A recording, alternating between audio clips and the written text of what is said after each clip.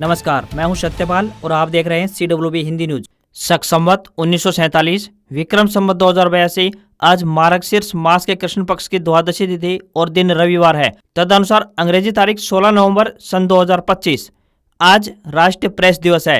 हर साल 16 नवंबर को भारत में राष्ट्रीय प्रेस दिवस मनाया जाता है। यह दिन भारतीय प्रेस की स्वतंत्रता और उसके महत्व को उजागर करने के लिए है, क्योंकि प्रेस को लोकतंत्र का चौथा स्तंभ भी माना जाता है। सबसे पहले आज की सुर्खियां। हरियाणा के सीएम नायब सिंह सैनी का आज नारनौल दौरा, करोड़ों रुपए की विकास परियोजनाओं का करेंगे शिलान्यास व उद्घाटन। लाडो लक्ष्मी योजना का पैसा अब हर महीने नहीं मिलेगा। हिसार में सीएम सैनी के बदलाव के संकेत, हर महीने के बजाय 6 महीने या फिर सालाना देने पर विचार। कुरुक्षेत्र IGM में सरस क्राफ्ट मेले का आगाज, गवर्नर असीम घोष ने उद्घाटन किया। ब्रह्म सरोवर पर सजे स्टॉल, 7 देशों व 19 राज्यों के शिल्पकार पहुंचे। अब थानों में लंबे समय तक वाहन नहीं रोक पाएगी पुलिस, हाईकोर्ट ने सुनाया बड़ा फैसला। मिशन बुनियाद और हरियाणा सुपरिटेंडेंट के लिए शिक्षा विभाग ने कसी कमर, बताएंगे परीक्षा का पूरा शेड्यूल। गूगल मैप्स में अब जेमिनी AI का सपोर्ट, बोलकर डेस्टिनेशन ढूंढना आसान हुआ। एक्सीडेंट अलर्ट देगा और स्पीड लिमिट भी बताएगा। लाडो लक्ष्मी योजना में महिलाओं को इन नियमों का करना होगा पालन, वरना बंद हो जाएंगे 2100 रुपए। और बिहार में हार के बाद खड़गे के घर बैठक, राहुल गांधी भी मौजूद रहे। कांग्रेस बोली चुनाव में गड़बड़ी हुई, 2 हफ्तों में देंगे सबूत। और अब खबरें विस्तार से। हरियाणा में मौसम लगातार करवटें बदल रहा है। सुबह के समय हल्की धुंध देखने को मिलती है, तो वहीं दिन में गर्माहट होती है। पिछले एक सप्ताह से तापमान में गिरावट दर्ज की गई है। राज्य के 7 शहरों में तापमान 10 डिग्री सेल्सियस से कम दर्ज किया गया है। वातावरण में नमी बढ़ने के कारण प्रदूषण का स्तर भी लगातार बढ़ रहा है। बहादुरगढ़ और रोहतक में एयर क्वालिटी इंडेक्स यानी AQI 400 के पार पहुंच गया है, जिसके कारण यहाँ की हवा देश में सबसे प्रदूषित श्रेणी में पहुंच गई। प्रशासन ने स्थिति को देखते हुए दोनों शहरों में 5वीं तक के स्कूल बंद करने का विचार किया है। इससे पहले जींद में AQI 418 दर्ज किया गया था, जहां प्रशासन ने पहले ही 5वीं तक के स्कूल बंद कर दिए हैं। हरियाणा में आमतौर पर 18 नवंबर तक मौसम खुश्क रहने की संभावना जताई है। इस दौरान उत्तर व उत्तर पश्चिमी हवाएं हल्की से मध्यम गति से चलने की संभावना है। रात के तापमान में गिरावट रहने की संभावना जताई गई है। वहीं विशेषज्ञों ने किसानों को सलाह दी है कि वे गेहूं की बुआई जल्द से जल्द पूरा कर लें। साथ ही सरसों की फसल में किसी भी कीट के लक्षण दिखे तो तुरंत कृषि विभाग या फिर नजदीकी कृषि अधिकारी से संपर्क करें, ताकि समय रहते रोकथाम करने में मदद मिल सके। दिल्ली ब्लास्ट में विस्फोट के साथ खुद को उड़ाने वाले फरीदाबाद की अल फलाह यूनिवर्सिटी के असिस्टेंट प्रोफेसर डॉक्टर उमर नबी ने नूह में किराए पर मकान लिया था। ये कमरा दिल्ली अलवर रोड पर हिदायत कॉलोनी में है। ब्लास्ट से पहले उमर 10 दिन यहीं पर रहा। मकान एक महिला का है। फिलहाल इस पर ताला लटका हुआ है। पुलिस सूत्रों के मुताबिक 10 नवंबर को उमर यहीं से I-20 कार में विस्फोटक लेकर निकला था। यह घर अल फलाह यूनिवर्सिटी के इलेक्ट्रीशियन शोएब की साली का है। शोएब पहले से ही पुलिस की हिरासत में है। शोएब ने ही 10 दिन के लिए उमर को एक कमरा दिलाया था। शोएब की साली मूल रूप से नूह के गोलपुरी गांव की रहने वाली है। उसकी ससुराल की बात करें तो खिल्लुका गांव में है। वहीं व्हाइट कॉलर टेरर मॉड्यूल यानी आतंकियों का ग्रुप सामने आने के बाद अल फलाह यूनिवर्सिटी के खिलाफ दिल्ली में 2 FIR दर्ज की गई है। पहला केस नियम तोड़ने से जुड़ा है, जबकि दूसरा केस यूनिवर्सिटी द्वारा गलत तरीके से मान्यता लेने का है। फरीदाबाद पुलिस ने मस्जिदों में चेकिंग शुरू की है। यहाँ के इमामों की वेरिफिकेशन की गई है। साथ ही कॉलोनियों में भी जम्मू कश्मीर से संबंध रखने वाले लोगों के घरों की तलाशी ली जा रही है। उनके बेड, अलमारी व अन्य जगहों पर रखे सामान को अच्छे तरीके से खंगाला जा रहा है। शनिवार को पश्चिम बंगाल से भी एक MBBS डॉक्टर हिरासत में लिया गया है। इस कार्रवाई के बाद लगभग 15 डॉक्टर अंडरग्राउंड हो गए हैं। इनके फोन बंद आ रहे हैं। ये सभी डॉक्टर मुजम्मिल के संपर्क में थे। यूनिवर्सिटी स्टाफ का कहना है कि जांच के डर से स्टाफ और छात्र यूनिवर्सिटी नहीं पहुंच रहे हैं। हरियाणा के सीएम नायब सिंह सैनी हिसार दौरे पर पहुंचे, जहां उन्होंने उकलाना विधानसभा क्षेत्र के गांव खरक पूनिया में आयोजित दादा बाढ़देव जन्मोत्सव कार्यक्रम में बतौर मुख्य अतिथि शिरकत की। यहां सर्व समाज पूनिया खाप के लोगों ने उन्हें दादा बाढ़देव पूनिया की चांदी की प्रतिमा देकर सम्मानित किया। इस दौरान उनके साथ PWD मंत्री रणबीर सिंह गंगवा, शिक्षा मंत्री महिपाल डांडा, सामाजिक अधिकारिता मंत्री कृष्ण बेदी, नलवा विधानसभा सीट से बीजेपी विधायक रणधीर पणिहार, हरियाणा बीजेपी प्रभारी सतीश पूनिया, प्रदेश महामंत्री सुरेंद्र पूनिया सहित कई अन्य तमाम वरिष्ठ नेता उपस्थित रहे। कार्यक्रम को संबोधित करते हुए मुख्यमंत्री नायब सिंह सैनी ने महिलाओं के हित में एक राहत भरा फैसला लेने की घोषणा की। उन्होंने कहा कि लाडो लक्ष्मी योजना में बड़ा बदलाव किया जाएगा। अब इस योजना के तहत महिलाओं को मिलने वाली आर्थिक सहायता राशि 2 किस्तों में देने पर विचार किया जाएगा, ताकि महिलाएं उस धनराशि का बेहतर उपयोग कर सकें। इससे खुद का व्यवसाय शुरू या फिर कोई अन्य छोटा मोटा काम शुरू कर पाएंगे। हरियाणा में लाडो लक्ष्मी योजना की 2100 रुपए हर महीने देने की बजाय साल में 2 बार यानी 12,600 रुपए देने की तैयारी है। सरकार व पार्टी की सोच है कि एक साथ पैसा महिलाओं के खाते में आएगा तो इससे बड़ा मैसेज आएगा। उधर सीएम नायब सिंह सैनी ने प्रदेश महामंत्री की मांग पर गांव खरक पुनिया में सामुदायिक भवन निर्माण की घोषणा की। इसके अलावा गांव में आधुनिक सुविधाओं से लैस हाईटेक लाइब्रेरी प्रोजेक्ट का तोहफा भी दिया है। उन्होंने कहा है कि इस गांव का स्कूल मॉडल संस्कृत स्कूल के रूप में विकसित किया जाएगा और दादा बारदेव के नाम पर इसका नामकरण भी किया जाएगा। हरियाणा के गवर्नर प्रोफेसर असीम घोष कुरुक्षेत्र के ब्रह्म सरोवर पर अंतर्राष्ट्रीय गीता महोत्सव यानी आईजीएम के सरस और क्राफ्ट मेला का उद्घाटन किया। गवर्नर घोष रिबन खोलकर और दीप शिखा प्रज्वलित कर मेले का उद्घाटन किया। साथ ही उन्होंने ओपन जीप में मेले का अवलोकन भी किया। ब्रह्म सरोवर के मुख्य घाट पर मंत्र उच्चारण के साथ गीता जी का पूजन भी किया गया। इस 10वें महोत्सव में पहली बार मेला 21 दिन चलेगा। इससे पहले यह मेला 18 दिनों तक चलता था। इस बार महोत्सव का दायरा बढ़ाया गया है। इस मेले में हिस्सा लेने के लिए 19 राज्यों के 200 से ज्यादा शिल्पकार ब्रह्म सरोवर के तट पर पहुंच चुके हैं। इस महोत्सव में पहली बार 7 देशों के शिल्पकार यानी क्राफ्टमैन अपनी कला का प्रदर्शन करेंगे। ये कलाकार अपने देश की पारंपरिक हस्तशिल्प, चित्रकला और सजावटी वस्तुएं लेकर आए हैं। महोत्सव में Sri Lanka, Uzbekistan, Kazakhstan, Thailand, Iran, Egypt, Turkmenistan और युगांडा की शिल्पकला भी देखने को मिलेगी। 24 नवंबर से महोत्सव के मुख्य कार्यक्रम शुरू होंगे और 1 दिसंबर तक चलेंगे। इसी बीच 25 नवंबर को प्रधानमंत्री श्री नरेंद्र मोदी गुरु तेग बहादुर के 350वें शहीदी दिवस को समर्पित राज्य स्तरीय कार्यक्रम में शिरकत करेंगे। अब ये कार्यक्रम ज्योतिषर यानी गीता उपदेश सत्री पर होगा। 25 नवंबर को पीएम मोदी महोत्सव में शिरकत करेंगे। दुनिया भर की 100 से अधिक भाषाओं में गीता ग्रंथों को प्रदर्शित किया जाएगा। महोत्सव में मध्य प्रदेश को अब की बार स्टेट पार्टनर के रूप में बनाया गया है।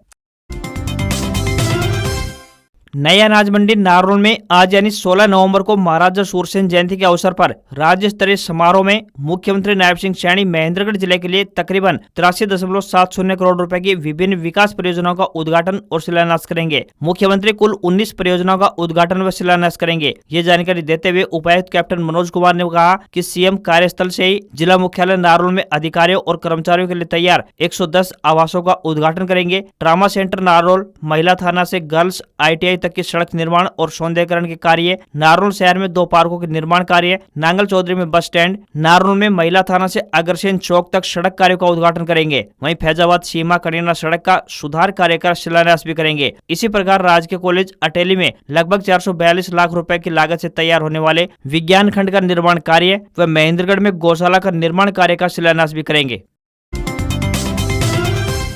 हरियाणा में स्टूडेंट्स के लिए एक जरूरी खबर सामने आई है। हाल ही में शिक्षा विभाग ने प्रदेश भर में मिशन बुनियाद और हरियाणा सुपर 100 कार्यक्रमों के तहत ब्लॉक व विद्यालय स्तर पर जागरूकता अभियान शुरू कर दिया है। इस अभियान के जरिए सरकारी स्कूलों में पढ़ रहे कक्षा 8वीं और कक्षा 10वीं के विद्यार्थियों को इन दोनों महत्वपूर्ण कार्यक्रमों की पूरी जानकारी दी जाएगी। दोनों योजनाओं के लिए पंजीकरण प्रक्रिया शुरू हो गई है। अधिकारियों को निर्देश दिए गए हैं कि वे हर विद्यालय में जाकर विद्यार्थियों को अभियान से संबंधित जागरूकता वीडियो दिखाएं और योजना की जानकारी सरल यानी आसान भाषा में दे। विद्यार्थियों का ऑनलाइन पंजीकरण भी करवाएं। इस कार्यक्रम के लिए पंजीकरण 13 नवंबर से शुरू होकर 16 दिसंबर तक किए जाएंगे और 19 नवंबर से पंजीकरण जागरूकता कार्यक्रम की शुरुआत होगी। हरियाणा के नायब सैनी सरकार के महत्वाकांक्षा परियोजनाओं में से एक लाडो लक्ष्मी योजना से जुड़ी एक जरूरी खबर सामने आई है। बता दें कि बेटियों के उज्जवल भविष्य और महिलाओं की आर्थिक सुरक्षा को लेकर सरकार द्वारा शुरू की गई लाडो लक्ष्मी योजना की पहली किस्त लाभार्थियों के खाते में पहुंचनी शुरू हो गई है। प्रदेश सरकार ने साफ निर्देश दिए हैं कि योजना का लगातार लाभ उठाने के लिए लाभार्थी महिलाओं को हर महीने कुछ जरूरी नियमों को पालन करना अनिवार्य है। यदि ऐसा नहीं किया तो योजना के तहत हर महीने मिलने वाले 2100 रुपए अपने आप बंद हो जाएंगे। राज्य सरकार के गाइडलाइन के मुताबिक बात करें तो लाभार्थियों को यह सुनिश्चित करना होगा कि हर महीने की 1 तारीख से लेकर 7 तारीख के बीच लाडो लक्ष्मी ऐप पर अपनी लाइव फोटो अपडेट करें। यह फोटो सरकार के सर्वर पर अपने आप अपलोड होकर यह प्रमाणित करेगी कि लाभार्थी सक्रिय है और योजना का लाभ सही व्यक्ति तक पहुंच रहा है। यदि कोई लाभार्थी 2 महीने लगातार फोटो अपडेट नहीं करता है तो सिस्टम में उसकी ID निष्क्रिय हो जाएगी, जिससे कि योजना की किस्त खुद ब खुद बंद हो जाएगी। विभाग ने स्पष्ट किया है कि जानकारी हर बार नहीं दी जाएगी, इसलिए हर महीने यानी 1 तारीख से से लेकर 7 तारीख के बीच में अपनी फोटो अपडेट अवश्य करने। लाभार्थी महिलाओं के खाते में आने वाले 2100 रुपए हर महीने निकालना अनिवार्य होगा। यदि कोई लाभार्थी 2 महीने से ज्यादा समय तक ये धनराशि नहीं निकालता है तो उस स्थिति में सिस्टम इसे निष्क्रिय मान लेगा। ऐसे मामलों में खाता निष्क्रिय होकर अपने आप बंद हो जाएगा। ये शर्त इसलिए रखी गई है ताकि योजना के तहत दी जाने वाली राशि का सही से उपयोग हो सके। हरियाणा में सोलर पैनल सिस्टम को लेकर एक अच्छी खबर सामने आई है। बिजली निगम के अधिकारी अब घर घर जाकर सोलर सिस्टम लगाने का कार्य करेंगे। इसके लिए बिजली निगम ने सारी तैयारियां पूरी कर ली है। विभाग ने जिले के 18 सब डिवीजनों में प्रक्रिया को तेज कर दिया है। अधिकारियों का उद्देश्य लोगों को सोलर सिस्टम के लाभों के प्रति जागरूक करना है। अधिकारियों का कहना है कि सोलर पैनल केवल उन्हीं मकानों पर लगाए जाएंगे जिनकी छतें मजबूत होंगी, ताकि भविष्य में किसी भी तकनीकी समस्या या फिर दुर्घटना की संभावना न रहे। योजना के अनुसार सोलर प्लांट लगवाने के लिए उपभोक्ता को पहले आवेदन करना होता है। वर्तमान योजना के अनुसार 2 किलोवाट लोड तक की 30,000 रुपए प्रति किलोवाट की सब्सिडी प्रदेश सरकार की तरफ से दी जाती है। 3 किलोवाट पर 78,000 रुपए की सब्सिडी उपलब्ध है। सोलर पैनल लगवाने के लिए 1,80,000 रुपए से कम आय वाले पात्र परिवारों को 2 किलोवाट तक 60,000 रुपए की सब्सिडी केंद्र सरकार की तरफ से और 50,000 रुपए की अतिरिक्त सब्सिडी राज्य सरकार की तरफ से मिलेगी। वहीं 1,80,000 रुपए से लेकर 3 लाख रुपए तक की आय वाले परिवारों को 2 किलोवाट तक केंद्र सरकार की ओर से 60,000 रुपए की सब्सिडी और प्रदेश सरकार की तरफ से 20,000 रुपए की अतिरिक्त सब्सिडी प्रदान की जाएगी। पंजाब एंड हरियाणा हाईकोर्ट ने पुलिस द्वारा जब्त कर थानों में खड़े किए गए वाहनों को लेकर एक महत्वपूर्ण फैसला सुनाया है। हाईकोर्ट ने अपने आदेश में कहा कि ऐसे वाहनों को सालों तक थानों में खड़ा रखना अव्यवहारिक और अनुपयोगी है। हाईकोर्ट ने स्पष्ट किया है कि आधुनिक तकनीक के दौर में वाहनों के उच्च गुणवत्ता वाले फोटो और वीडियो रिकॉर्डिंग ही पहचान और साक्ष्य के लिए पर्याप्त होती है। हाईकोर्ट ने आगे कहा कि डिजिटल सबूत को अनिश्चित काल के लिए सुरक्षित रखा जा सकता है, जिससे कि वाहनों को लंबे समय तक थानों में खड़े रखने की आवश्यकता समाप्त हो जाती है। हाईकोर्ट ने अपने निर्देश में कहा कि यह आदेश पंजाब, हरियाणा और चंडीगढ़ के सभी न्यायिक अधिकारियों को भेजा जाए। यह आदेश केवल उन्हीं वाहनों पर लागू होगा जिन्हें किसी विशेष कानून के तहत या फिर किसी न्यायिक आदेश के कारण जब्त रखना अनिवार्य न हो। जिला अदालतों को यह हिदायत दी गई है कि वे बिना उचित और ठोस कारण बताए वाहन रिलीज की याचिकाओं को खारिज न करें। हाईकोर्ट ने कहा कि आरोपियों की गिरफ्तारी न होना वाहन रोकने का आधार नहीं हो सकता है। हाईकोर्ट ने उदाहरण देते हुए पूछा कि यदि कोई घटना मेट्रो, विमान या फिर ट्रेन में हो जाए तो क्या उन वाहनों को भी सालों तक जब्त रखा जाएगा।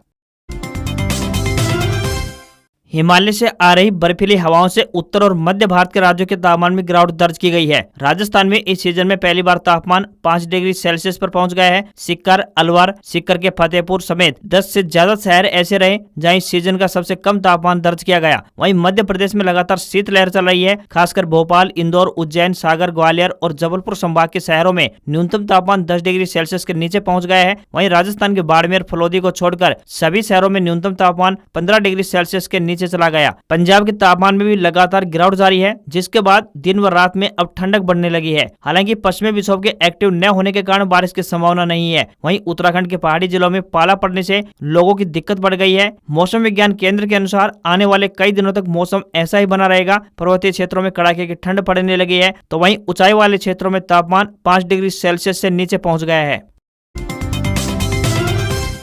बिहार चुनाव में करारी हार के बाद कांग्रेस ने शनिवार को दिल्ली में पहली समीक्षा बैठक बुलाई। ये बैठक पार्टी अध्यक्ष मल्लिकार्जुन खड़गे के आवास पर हुई, जिसमें राहुल गांधी, केसी वेणुगोपाल और अजय माकन मौजूद रहे। बैठक में नेताओं ने चुनाव नतीजों की समीक्षा की, संगठन की कमियों पर चर्चा की और आगे की रणनीति को लेकर सुझाव दिए। सूत्रों के मुताबिक पार्टी अब समझने की कोशिश कर रही है कि बिहार में इतनी बड़ी हार क्यों हुई। बैठक के बाद कांग्रेस नेताओं ने भाजपा पर चुनाव में गड़बड़ी करने का आरोप लगाया। कांग्रेस नेता केसी वेणुगोपाल ने कहा कि पार्टी गड़बड़ियों के सबूत इकट्ठा कर रही है, 2 हफ्तों में देश के सामने रखेंगे। दरअसल कांग्रेस ने इस चुनाव में 60 सीटों पर उम्मीदवार उतारे, लेकिन सिर्फ 6 सीटें ही जीत पाई। महागठबंधन की सीटें 50 तक भी नहीं पहुंची, जिसकी बड़ी वजह आरजेडी और कांग्रेस की खराब परफॉर्मेंस रही। राहुल और तेजस्वी ने वोटर अधिकार यात्रा से महागठबंधन को एक दिखाने की कोशिश की, लेकिन तेजस्वी को सीएम फेस घोषित करने पर उनमें फूट पड़ गई। बाद में कांग्रेस भी तेजस्वी को सीएम फेस बनाने पर तैयार हो गई, लेकिन तब तक मैसेज चला गया कि आरजेडी और कांग्रेस में मनमुटाव है। इसका असर प्रचार से लेकर टिकट बंटवारे तक भी साफ दिखाई दिया।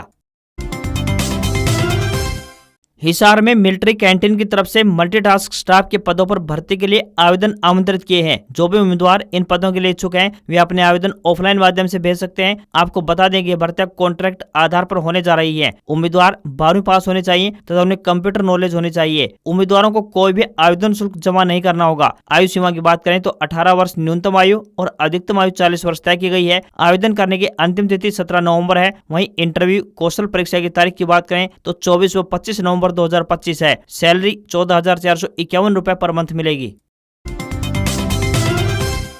गूगल ने भारत में गूगल मैप्स यूजर्स के लिए जेमिनी एआई को इंटीग्रेट कर दिया है। इससे अब मैप्स सिर्फ रास्ता बताने वाला ऐप नहीं रहेगा बल्कि आपका पर्सनल ट्रैवल असिस्टेंट भी बन जाएगा, जो बोलेगा, समझेगा और भारतीय यूजर के हिसाब से फैसले भी लेगा। इससे अब आप बोलकर आप पास के पेट्रोल पंप या रेस्टोरेंट भी ढूंढ पाएंगे। यही नहीं, अब बिना टाइप किए रिव्यू, फोटो और डिटेल्स मिलेगी। इसके अलावा एक्सीडेंट अलर्ट, स्पीड लिमिट और 2 व्हीलर नेविगेशन जैसे नए फीचर्स भी जोड़े गए हैं। ये अपडेट एंड्रॉइड और iOS पर जल्द रोल आउट होने जा रही है, जो ट्रैवल को और अधिक स्मार्ट बनाएगी। भारत में तकरीबन 25 करोड़ से अधिक लोग हर दिन गूगल मैप्स का इस्तेमाल करते हैं। इसलिए भीड़ भाड़ वाले शहरों, रोजाना के ऑफिस ट्रैफिक और सुरक्षा के लिहाज से नए फीचर्स भारत जैसे देश के लिए उपयोगी साबित हो सकते हैं। अब ड्राइव के दौरान मोबाइल को छूने की आवश्यकता नहीं पड़ेगी। आप बस बोलिए और जेमिनी एआई आपके इंस्ट्रक्शन पर तुरंत काम करेगा। जैसे कमांड्स पर तुरंत रूट, लोकेशन या सर्च रिजल्ट मिल जाएगा। इसको कैसे इस्तेमाल करें तो बता दें कि गूगल मैप्स खोलें, नीचे माइक आइकन दबाएं, अपनी कमांड बोलें, बाकी काम एआई करेगा।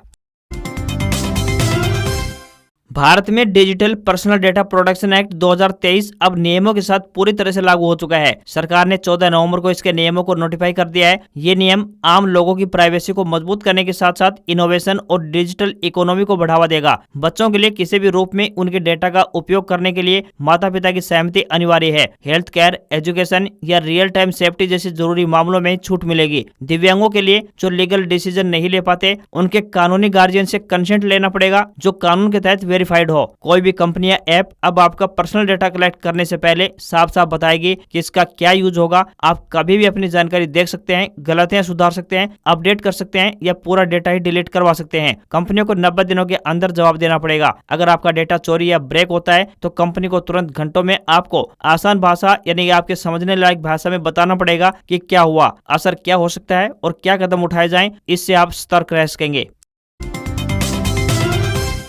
सोना चांदी के दाम में बीते 3 हफ्ते लगातार गिरावट के बाद चौथे हफ्ते बड़ी तेजी है। 7 नवंबर को सोना 1,20,100 रुपए प्रति 10 ग्राम पर था, जो अब 14 नवंबर तक 4,694 रुपए बढ़कर 1,24,794 रुपए पर पहुंच गया। इस हफ्ते चांदी में भी बड़ी बढ़त देखने को मिली। पिछले हफ्ते के आखिरी कारोबारी दिन यानी 7 नवंबर को 1 किलोग्राम चांदी की कीमत 1,48,275 रुपए थी, जो इस हफ्ते के आखिरी कारोबारी दिन यानी 14 नवंबर तक 11,092 रुपए बढ़कर 1,59,367 रुपए प्रति किलोग्राम के स्तर पर पहुंच गई है। इससे पहले 14 अक्टूबर को चांदी 1,78,100 रुपए पर पहुंच गई थी, जो इसकी सबसे हाईएस्ट कीमत भी है। आज खबरों में इतना ही। देखते रहिए आपका अपना हरियाणा का सबसे बेहतरीन news channel CWB Hindi news. नमस्कार। इसी आशा के साथ आपका दिन शुभ रहे। हरियाणा में देश दुनिया की ताजा तरीन खबरों से अपडेट रहने के लिए सबसे पहले चैनल को सब्सक्राइब और बेल नोटिफिकेशन को ऑन करना ना भूलें। नमस्कार।